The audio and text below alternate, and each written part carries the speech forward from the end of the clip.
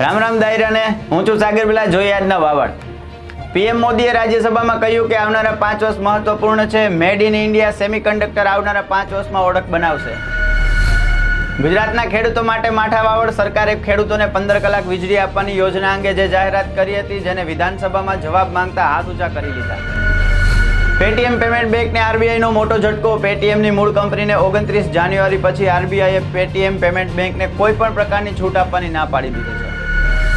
Gujarat education board પરીક્ષા મૂલ્યાંકનમાં ઝડપી ન રાખી ને વિવેક બુદ્ધિથી માર્ક આપવા માટે ગુજરાત શિક્ષણ બોર્ડે આદેશ આપ્યો.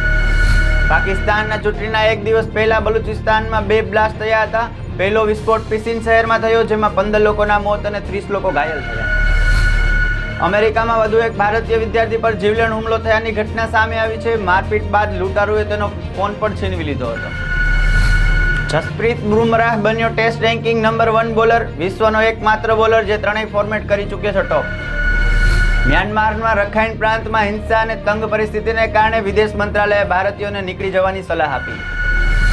દેશની સુરક્ષા અંગે વધુ એક મહત્વનો નિર્ણય. કેન્દ્રીય ગૃહમંત્રી અમિત શાહે મંગળવારે જાહેરાત કરી છે કે કેન્દ્ર સરકારે 1643 કિલોમીટર લાંબી ભારત મ્યાનમાર સરહદ પર ફેન્સિંગ લગાવશે.